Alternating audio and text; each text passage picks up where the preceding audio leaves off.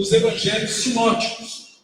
Falamos aqui sobre o evangelho sinótico. São os 3 primeiros evangelhos, onde se é possível identificar muito mais semelhança entre eles. O evangelho de João foi escrito de uma forma pouco diferente. Cada um tinha um propósito, mas todos eles responderam a uma pergunta que não está necessariamente nos evangelhos, que é essa pergunta: quem é Jesus? Então, eles estão respondendo quem é Jesus. E aí, os 2 evangelhos que falam sobre a parábola do fermento é o evangelho de Mateus e de Lucas. Então, vamos ler esse versículo. Vamos ler juntos nessa versão que está aqui no nosso telão, que aí todos poderão acompanhar. Vamos ler? Jesus também... Vamos todos juntos de novo? Todo mundo tomou café aí? Todo mundo jantou? Vai jantar depois também? Não tem problema, mas com muita força, hein, gente? Vamos todos juntos? Jesus também contou a seguinte parábola: o reino dos céus é como o fermento usado por uma mulher para fazer pão. Embora ela coloque apenas uma pequena quantidade de fermento em 3 medidas de farinha, toda a massa fica fermentada. Gente, qual o melhor pão do mundo? Vou fazer uma pergunta: qual o melhor pão do mundo? Para mim é o Alessandro. Alessandro, vem cá que eu vou te entrevistar aqui. E aonde que você encontra o pão do Alessandro? Aonde nós encontramos o pão do Alessandro? Na ficha que eu faço agora. Alessandro, eu quero fazer algumas perguntas aqui. Não tem problema se não...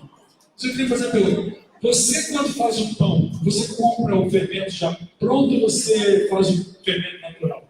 Faz o fermento? Cultiva o fermento. Você cultiva o fermento. É por isso que a gente... E você iniciou esse cultivo ou recebeu a muda de alguém? Eu queria. Certo? Usa esse termo de muda, pegar muda de... Usa o termo de isca. Você dá uma isca, né, que é um pouco do seu fermento para agilizar o processo. Certo? Chama massa-mãe uma massa que dá origem a outras massas. Massa-mãe, massa-madre. Massa-madre É pão de Cristo, que se chama pão de Cristo também. Tá, já. É isso, Alessandro. Isso é companhia do Alessandro. Gente, mas vocês sabiam, quem já foi nos Estados Unidos aí? Levanta a mão. Pouca gente, então vou fazer uma caravana para lá. Gente, por que eu estou perguntando nos Estados Unidos com pão, com fermento? Mas não certo. Vamos entender. Peraí.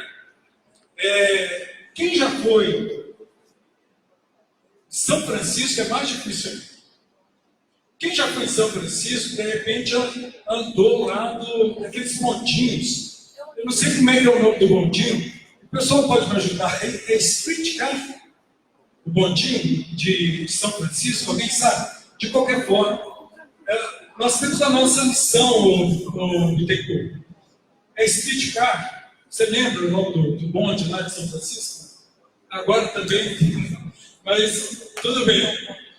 Lá em São Francisco, nos Estados Unidos, Califórnia, São Francisco, é considerado o local onde tem o melhor pão do mundo.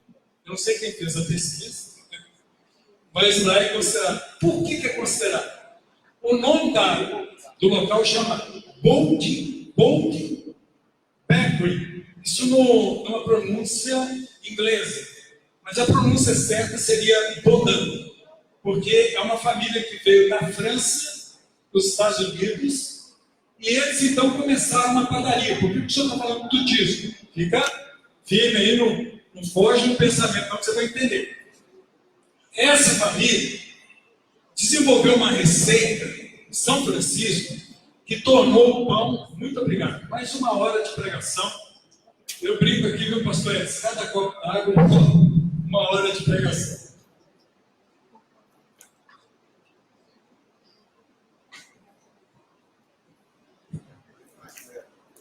Assim, tá bom?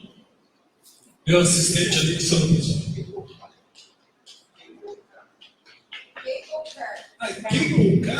Por causa causa de ter carregado no carro. Ah, por causa do carro. Por isso que é bom ter assistência aqui. Gente, mas lá em São Francisco, então, tem a Bolden Bakery. É uma padaria chamada Bolden. Ou Bolden. Essa padaria foi fundada em 1847. Muito tempo atrás. Eles fizeram a massa madre, a massa mãe. Daquela massa lá de 1847, até hoje eles continuam fazendo pão.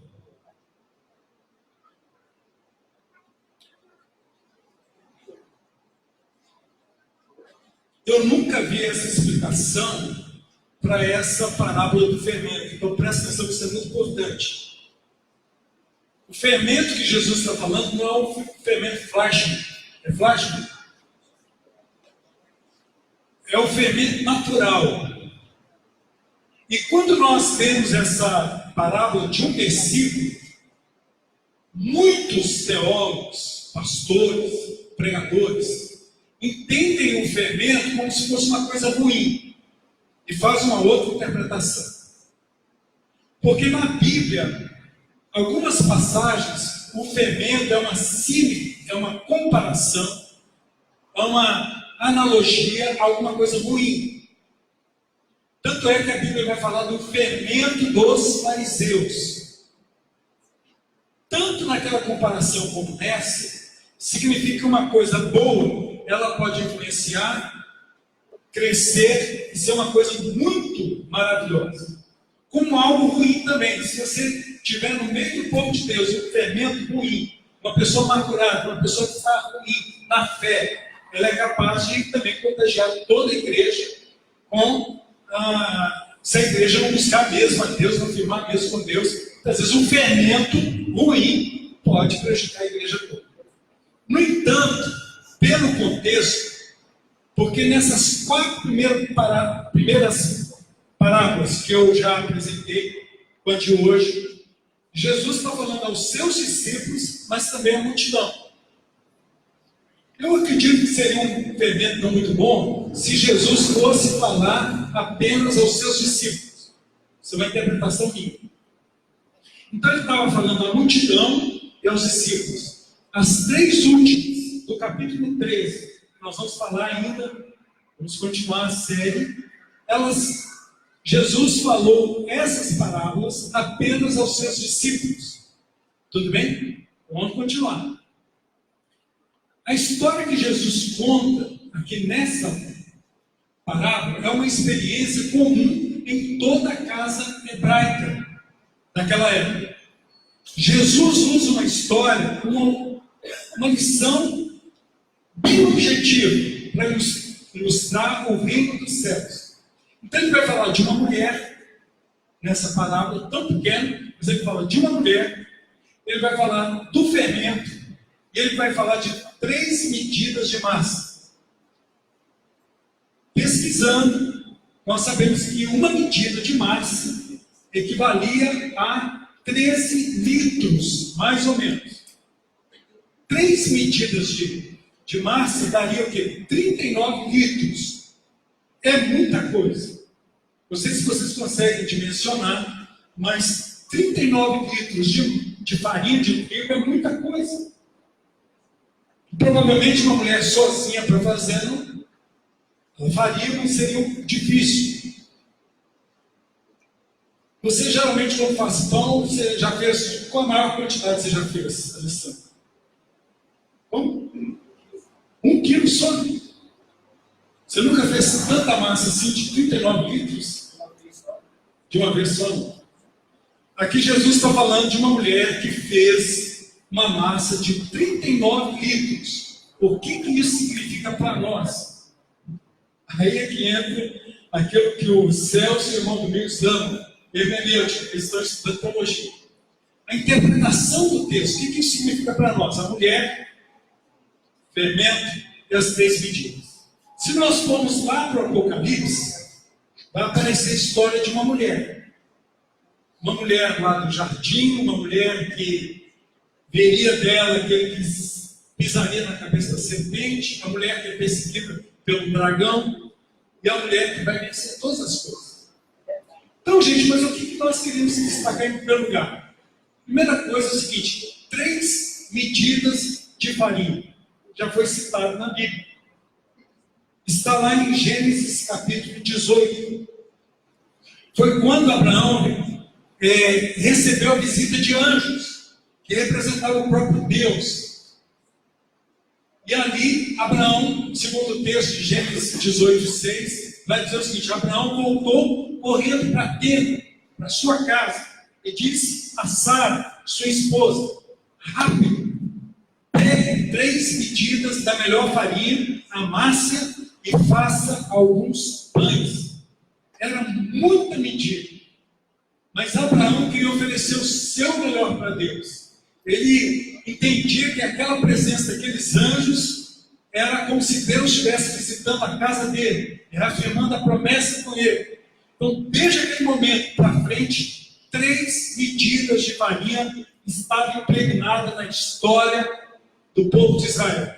E mais ainda, quando nós vemos esse texto, está relacionado comigo, com você, com a igreja do Senhor Jesus.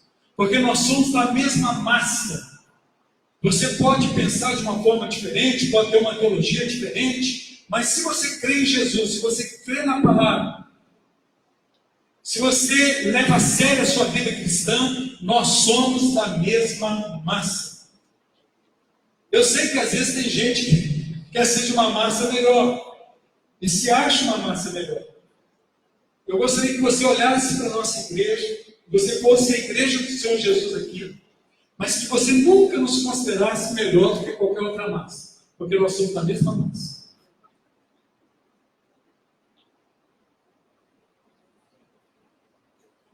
E durante toda a história, e é como se fosse aquela massa madre, aquela massa mãe, porque dali várias outras massas foram saindo.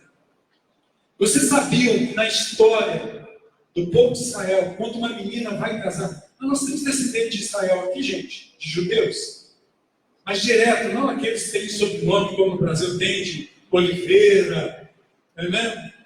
Porque pela história parece que todos têm um sobrenome de Madeira, alguma coisa assim, são descendentes de Israel, do povo de Israel. No entanto, descendente de Israel mesmo é considerado aquela família que tem um sobrenome judaico e que tem algumas, como que eu diria, alguns rituais, algumas coisas culturais dentro de casa que é próprio do povo judeu. Tem alguém assim aqui? Não?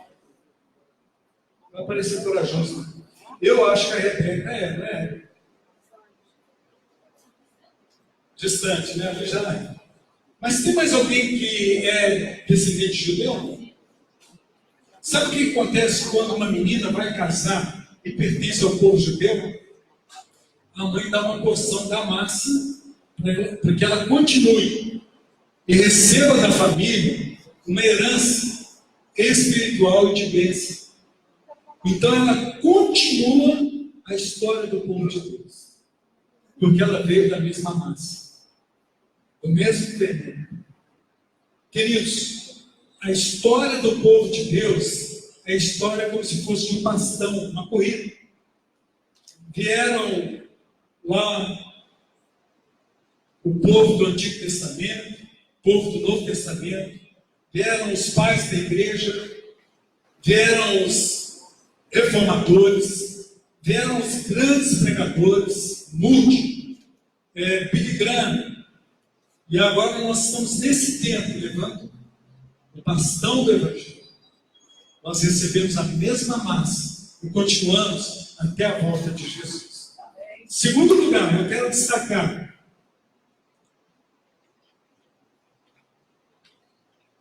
uma só massa que atravessa gerações e chega até nós, até você.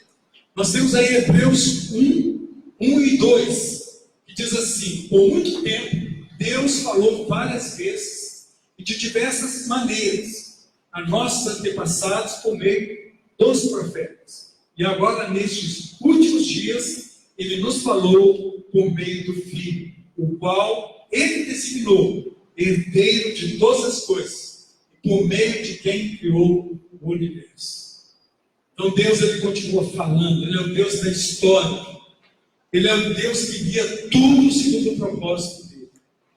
E tudo tem uma origem nele. E essa massa atravessa gerações até a volta de Jesus. Terceiro lugar, Deus primeiro muda o nosso coração, o seu coração, o meu coração. E essa mudança interna tem manifestações externas.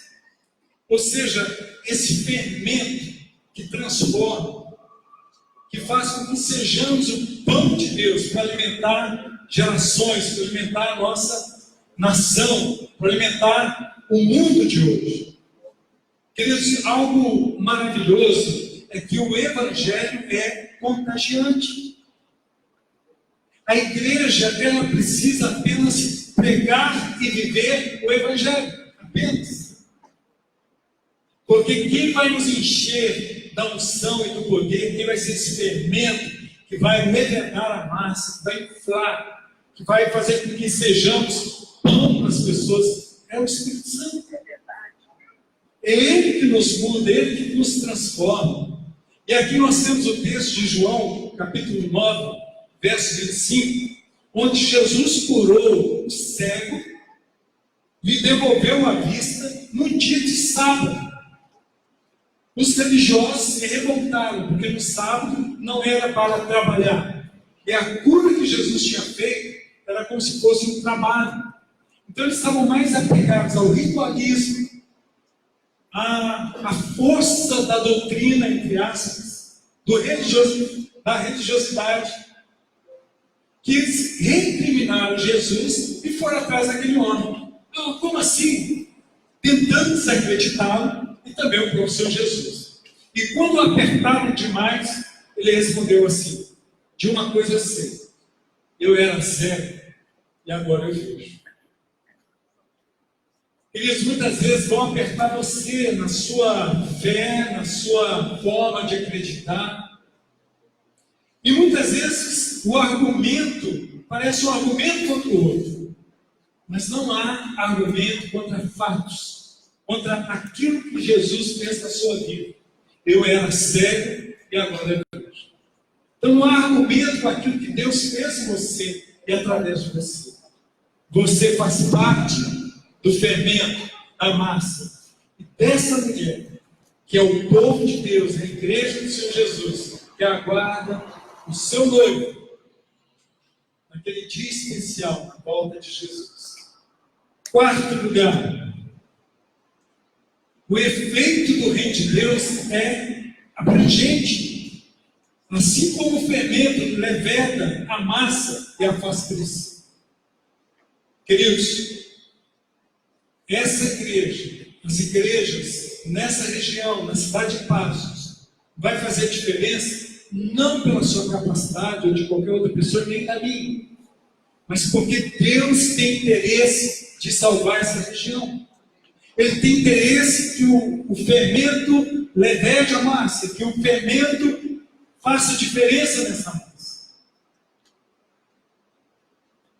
Por isso que o Evangelho é contagiante, é abrangente. Ele envolve todas as pessoas.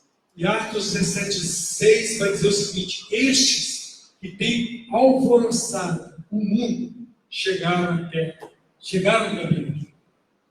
O que eu espero ouvir da cidade de Passos, da nossa região, do sudoeste mineiro, que as pessoas digam a mesma coisa. Esses que têm alvoroçado séculos, têm alvoroçado o mundo, o Brasil, chegaram nessa região para fazer a diferença, para falar que Jesus salva, para que lares sejam mudados, que vidas sejam transformadas, que vidas também tenham encontro com Jesus, que mais pessoas possam dizer: eu era cego espiritual, mas agora eu vejo pela graça e pela misericórdia do Senhor. Amém. Amém?